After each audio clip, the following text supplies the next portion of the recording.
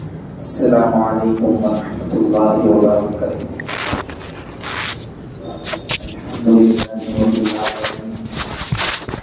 والصلاة والسلام على سيد الأنبياء والمرسلين وعلى آله وأصحابه أجمعين، أما بعد، قال الله تبارك وتعالى في كلامه المجيد والفرقان الحميد: أعوذ بالله من الشيطان الرجيم، بسم الله الرحمن الرحيم.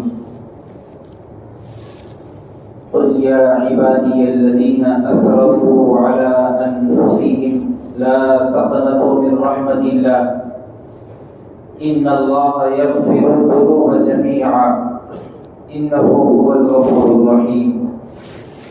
صدق الله العظيم.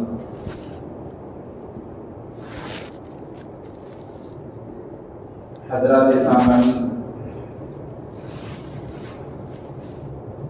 گھر میں بیٹھ کر سننے والی خواتین اسلام، ہم جس دور سے گزر رہے ہیں وہ فتنوں اور آزمائشوں کا دور ہے۔ ہم تقریباً 4-5 سال سے یہ دیکھتے آ رہے ہیں کہ کئی آزمائشیں اللہ تبارک و تعالی ہم پر مسلط کر رہے ہیں۔ جیسے سب سے بڑی آزمائش کو ہم نے دیکھا، جس کو ہم کورونا وائرس کے نام سے جانتے ہیں۔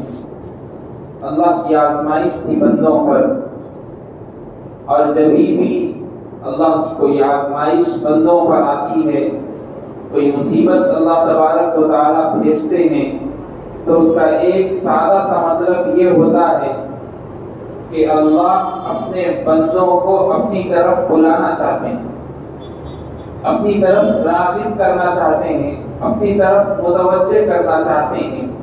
اور اللہ تبارک و تعالیٰ نے قرآن مجید میں بھی ارشاد فرمایا: قل یا عبادی الذین اسرفوا علی انفسہم لا تقنطوا من رحمت اللہ۔ اے نبی، کہہ دو لوگوں سے کہ اب تک لوگ اپنی جانوں پر ظلم کر رہے تھے، ان سے کہہ دو لا تقنطوا من رحمت اللہ، اللہ کی رحمت سے مایوس ہونے کی ضرورت نہیں ہے۔ ان اللہ یغفر الذنوب جميعا، اللہ تو وہ ہے جو آپ کے تمام گناہوں کو معاف کر دیتا ہے۔ انہ هو الغفور الرحیم، بے شک اللہ سب سے زیادہ معاف کرنے والے، رحم کرنے والے۔ اب اس کے لیے اللہ تبارک و تعالیٰ نے آگے بھی فرمایا: وَأَنِيبُوا إِلَىٰ رَبِّكُمْ وَأَسْلِمُوا لَهُ مِن قَبْلِ أَن يَأْتِيَكُمُ الْعَذَابُ۔ اس کے لیے ضروری ہے کہ لوگ اپنے رب کی طرف لوٹے۔ وَأَسْلِمُوا لَهُ مِن قَبْلِ أَن يَأْتِيَكُمُ الْعَذَابُ، آنے والے عذاب سے بچے رہیں جو ان لوگوں کے اوپر آنے والا ہے۔ اللہ تبارک و تعالیٰ نے اس آیت میں پورے لوگوں کو ایک چیز سکھائی اور بندوں کو ایک چیز کی طرف منتخب کیا کہ لوگوں دیکھو، اپنے جانوں پر مصیبتوں پہ ظلم کرنے سے کچھ ہونے والا نہیں ہے، بلکہ اللہ کی طرف لوٹنے سے ہونے والا ہے، اللہ کی محبت میں ڈوبنے سے ہونے والا ہے، اللہ کی طرف توبہ و استغفار کرنے سے ہونے والا ہے۔ اور محدثین کرام، مفسرین کرام اس آیت کے ذکر میں فرماتے ہیں اللہ پوری امت کو ایک چیز یہ سکھانا چاہتے ہیں کہ لوٹ آؤ، اب قیامت قریب ہے، تم اللہ کی طرف لوٹ آؤ اور توبہ و استغفار کرو۔ اللہ کے رسول صلی اللہ علیہ وسلم نے بھی فرمایا 2 چیزیں اللہ کی طرف سب سے زیادہ پسندیدہ ہے اللہ کو، 2 چیزیں۔ ایک، اللہ کی یاد میں نکلا ہوا آنسو کا قطرہ اللہ کے نزدیک سب سے زیادہ محبوب۔ دوسرا، وہ جو اللہ کی راہ میں نکلا ہوا خون کا قطرہ۔ دیکھیے آپ اللہ کے رسول صلی اللہ علیہ وسلم آنسو کا نکلا ہوا قطرہ جنگ و جہاد میں لڑے ہوئے لوگوں سے مشابہت کر کے بتا رہے ہیں۔ اگر کوئی سجدے میں اللہ کی بارگاہ میں روتا ہے، اپنی آنکھ سے آنسو نکالتا ہے، اس کا مطلب یہ ہے کہ وہ جنگ و جہاد میں لڑائی کر رہا ہے اور اللہ کی راہ میں قربان ہو رہا ہے۔ اس سے معلوم ہوا کہ توبہ کرنا اور اللہ کی پناہ میں آنا اس زمانے کے حساب سے، حالت حاضرہ کے حساب سے سب سے زیادہ ضروری ہے۔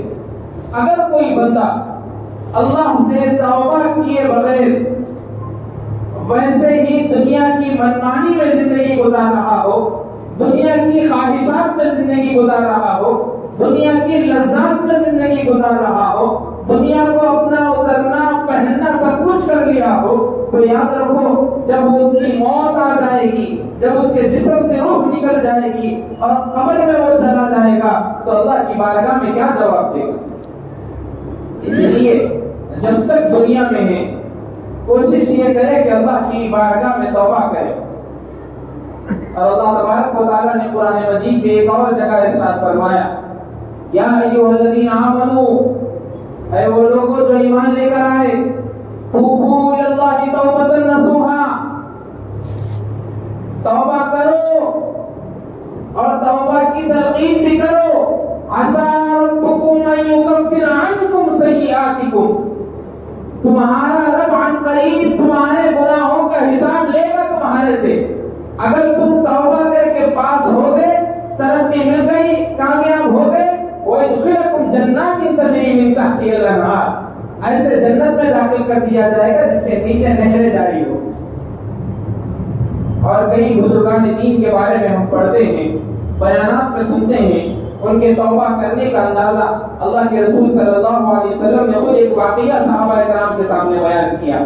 جب یہ آیت نازل ہوئی، متفق علیہ روایت ہے، امام بخاری اور امام مسلم نے اس روایت کو نقل کیا۔ ابو سعید خدری رضی اللہ تعالیٰ عنہ روایت کرتے ہیں، ایک مرتبہ رسول کریم صلی اللہ علیہ وسلم نے بنی اسرائیل کے ایک آدمی کا ذکر کیا اس آیت کے شان نزول میں۔ فرمایا کہ ایک آدمی تھا بنی اسرائیل میں، اس نے 99 قتل کیے، 99۔ وہ آدمی ایک امانت دار عالم کے پاس پہنچا، لوگوں سے معلوم کیا کہ بھائی ادھر کوئی عالم ہے، ان سے ایک مسئلہ پوچھنا ہے۔ لوگوں نے کہا کہ فلاں بستی میں ایک عالم ہے، آپ وہاں چلے جاؤ۔ وہ آدمی پہنچا اور جا کر مصعب سے کہا کہ مصعب میں 99 قتل کر چکا ہوں، اب کیا میں دین کی طرف آ سکتا ہوں؟ کیا میں اللہ کی طرف جڑ سکتا ہوں؟ اس عالم نے کہا نہیں، اب تمہارا کوئی چانس نہیں ہے، تم نے 99 قتل کر دی۔ اس آدمی نے کہا کہ چلو آپ کو بھی مان لیتا ہوں، 100 قتل ہو گئے۔ پھر اس کے بعد لوگوں سے پوچھا کہ کوئی اور اچھا عالم ہے جو میرے کو سکھا سکے، سیدھا راستہ بتا سکے؟ لوگوں نے کہا کہ فلاں بستی میں جاؤ، وہاں پر ایک عالم صاحب ہے، اس سے پوچھ لو۔ وہ قتل کیا ہوا آدمی ان کے پاس پہنچا اور جا کر کہا کہ میں نے 100 آدمیوں کا قتل کر دیا اب تک میری لائف میں، کیا میں بدل سکتا ہوں؟ عالم صاحب نے کہا انہ هو الغفور الرحیم، اللہ تو تمہارے سے زیادہ معاف کرنے والے ہیں، تم نے جو قتل کیے ہیں اللہ تبارک و تعالیٰ اس سے زیادہ مرتبہ لوگوں کو معاف کر دیتے ہیں دن میں، جاؤ اللہ سے معافی مانگو، توبہ کرو، استغفار کرو۔ وہ آدمی پہنچا اور پہنچنے کے بعد مصعب سے پوچھا کہ کسی بستی کے بارے میں بتاؤ۔ عالم نے کہا کہ تم اپنی بستی میں مت جاؤ، ورنہ وہاں کی خواہشات میں تم پڑ جاؤ گے اور پھر سے قتل کرنا شروع کر دو گے۔ میں ایک بستی کے بارے میں تم کو بتاتا ہوں، اس بستی میں جاؤ، وہاں نیک لوگ رہتے ہیں۔ اللہ کے رسول صلی اللہ علیہ وسلم واقعہ صحابہ کرام کو سنا رہے۔ وہ آدمی چل بسا، راستے میں تھا، فرشتے آئے اور روح کو کھینچ لیے۔ کھینچنے کے بعد اس آدمی کا انتقال ہو گیا۔ نیک فرشتے اور جہنم کے فرشتوں میں بحث ہو رہی ہے کہ ہم اس کو جنت میں لے جائیں گے، جہنمی فرشتے بول رہے ہیں کہ ہم اس کو جہنم میں کھینچ کے لے کے جائیں گے۔ ایک فرشتہ انسانی نما شکل میں آیا اور آ کر کہا کہ دیکھو ایک چیز میں بتاتا ہوں، اس کا راستہ دیکھو، اگر وہ بستی سے نکل کر اس بستی کی طرف وہ زیادہ پہنچ چکا ہے تو وہ جنتی ہے، اگر اس بستی کی طرف اس کے زیادہ قدم ہے تو وہ جہنمی ہے۔ جب پیمانہ تلاش کیا گیا، دیکھا گیا، تو معلوم ہوا کہ وہ آدمی نیکی کی تمنا لے کے اچھی بستی کی طرف جا رہا تھا۔ تو اللہ کے رسول صلی اللہ علیہ وسلم نے کہا کہ اس آدمی کو جنت مل گئی۔ معلوم کیا ہوتا ہے؟ معلوم یہ ہوتا ہے کہ آپ کتنے بھی گناہ کر دیجئے، گناہ کے بعد توبہ کرنا مومن بندے کی علامت ہے، اور توبہ کرنے کی 3 شرائط علماء کرام نے بیان کی۔ سب سے پہلی شرط، گناہ ہونے کے بعد اپنے آپ میں ندامت ہونا، شرمندہ ہونا کہ بھائی میرے سے کیسا گناہ ہو گیا، میں تو اللہ کا بندہ ہوں، اللہ اس بارے میں مجھ سے پوچھیں گے تو میں کیا جواب دوں گا۔ دوسری چیز، گناہ ہو گیا تو آپ کی آنکھ سے آنسو نکلنا کہ بھائی ندامت میں میری آنکھ سے آنسو نکل رہے ہیں، میں اللہ کی نعمتیں دینے کے باوجود بھی گناہ میں مبتلا رہا۔ اس کے بعد تیسری شرط یہ ہے کہ نیت یہ کرے کہ آئندہ سے میں اس گناہ میں کبھی نہیں پڑھوں. یہ توبہ کرنے کی 3 شرائط ہے. اور اللہ کے رسول صلی اللہ علیہ وسلم نے فرمایا, انس بن مالک فرماتے ہیں, مسلم شریف کی روایت ہے, اللہ کے رسول صلی اللہ علیہ وسلم نے فرمایا توبہ ایک آدمی جب تک کر سکتا ہے جب تک اس کی موت کا غرغرہ شروع نہ ہو جائے, اس کے حلق سے روح کو کھینچا نہ جائے, جب تک اس کے لیے توبہ کا دروازہ کھلا ہوا ہے اور وہ ہر وقت توبہ کر سکتا ہے.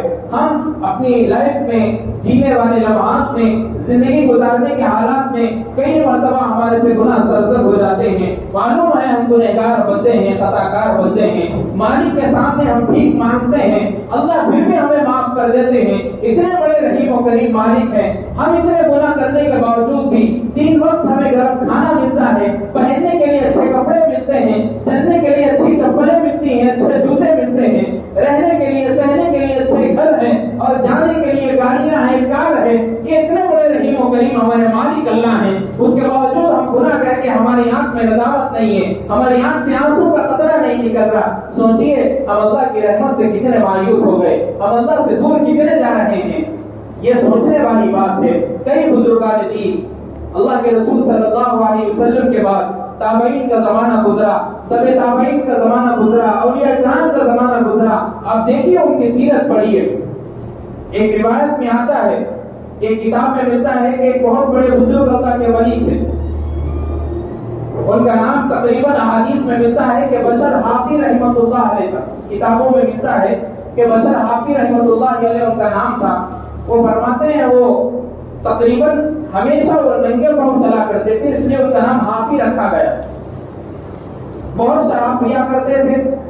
تو ایک مرتبہ شراب پی کر راستے سے گزر رہے تھے تو دیکھا ایک بسم اللہ الرحمن الرحیم کی پرچی زمین پر گری پڑی ہے. اس کو اٹھایا اور آنکھوں سے لگایا, چوما اور ایک دیوار پر اوپر رکھ دیا. رات میں جب سو گئے تو خواب میں دیدار ہوا. خواب میں یہ بات پہنچی کہ بشر حافی, تم نے میرے نام کی عزت کو برقرار رکھا ہے, اللہ دنیا میں بھی اور آخرت میں بھی تمہارے نام کی عزت کو برقرار رکھے گا. صبح ہوئی, نیند سے بیدار ہوئے, پہنچے بزرگ کے پاس, بیعت کی, اللہ کے پیارے ہوئے, توبہ کیا, استغفار کیا. امام مالک رحمۃ اللہ علیہ اتنے بڑے محدث ہیں, فرماتے ہیں کہ میرے استاد میں سب سے بڑا اگر صوفیت میں کسی کا نام آتا ہے تو بشر حافی رحمۃ اللہ علیہ کا. احادیث میں کوئی ان کو اتنا درجہ نہیں تھا, لیکن صوفیت میں اتنا زیادہ درجہ تھا. فرماتے ہیں کہ لوگوں نے ان سے پوچھا کہ بزرگ آپ ننگے پاؤں زمین پر کیوں چلتے ہیں؟ تو کہتے ہیں اللہ تبارک و تعالیٰ نے زمین کو فرش بنایا ہے, اور زمین کو جب اللہ نے فرش بنایا ہے, چلنے کی جگہ بنایا ہے, میں اپنے پیر میں جوتی اور چپل پہن کر اللہ کی بنائی ہوئی جگہ پر کیسے قدم رکھ سکتا ہوں؟ یہ بشر حافی سے ممکن نہیں.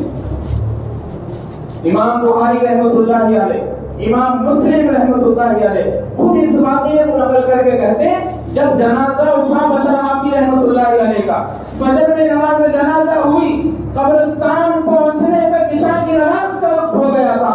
امام مالک, امام مسلم, امام بخاری, امام ابن عیینہ رحمۃ اللہ علیہ بار بار اپنے کندھوں پر نماز جنازے کو رکھتے ہوئے ڈولے کو لے جا رہے ہیں. معلوم ہوا بشر حافی رحمۃ اللہ علیہ ایک دور میں شرابی تھے, لیکن اللہ کی بارگاہ میں جب انہوں نے توبہ کی, استغفار کیا, اللہ کی طرف لوٹے, انابت اللہ کیا, رجوع اللہ ہوئے, تو معلوم ہوا اللہ تبارک و تعالیٰ ایک شرابی کو بھی دین کا سب سے بڑا داعی بنا سکتا ہے, بزرگ بنا سکتا ہے. ایسے اولیاء کرام ہمارے زمانے میں ہیں, اور ہمارے تبع تابعین کی زندگی یہ تھی. پھر بھی ہم گناہ کرتے ہیں, لیکن روزانہ ہم نماز پڑھتے ہیں. اتنے لوگ بیٹھے ہیں, نوجوان بیٹھے ہیں, تھیٹروں میں جا کر فلمیں دیکھتے ہیں, گانے سنتے ہیں, ہیڈ فونس کان میں لگا کر روزانہ گانے چلتے رہتے ہیں, گھروں میں بیٹھ کر ٹی ویاں دیکھتے ہیں. خواتین اپنے گھروں میں بیٹھ کر سیریل کا نظارہ کرتی ہے, اور اس میں ہونے والی لڑائیوں کو اپنے گھر میں لے کر آتی ہے. نند بھاوجوں کی لڑائی, نند بھاؤں کی لڑائی, ہمیشہ ساس سسر کی لڑائی اپنے بہوؤں سے. کیوں ہو رہا ہے بھائی؟ کیا وجہ ہے؟ اس کی وجہ آپ کے خیالات, ٹی وی دیکھنے کی وجہ سے جو خیالات آپ کی بیٹیوں میں، آپ کے بہوؤں کے اندر پیدا ہو رہی ہے، آپ کے بچوں کے اندر جو پیدا ہو رہی ہے. ایک فلم ریلیز ہوئی، پورے نوجوان بچے کاموں سے چھٹی لے کر، کالجز سے چھٹی لے کر، یونیورسٹیوں سے چھٹی لے کر، اپنے والدین کو، اپنے پیرنٹس کو جھوٹ بات کہہ کر، ان کو اسکول جانے کی بات کہہ کر، اپنے دوستوں کے ساتھ آوارہ گردگی کرتے ہوئے تھیٹروں کے پاس جا کر کھڑتے ہیں، فلم بینی کرتے ہیں. کیا ہوگا؟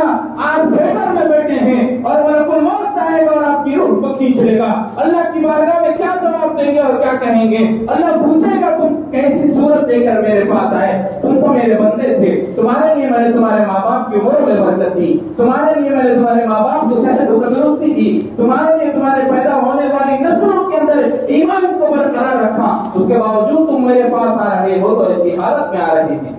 کیا جواب دیں گے ہم اللہ کے پاس؟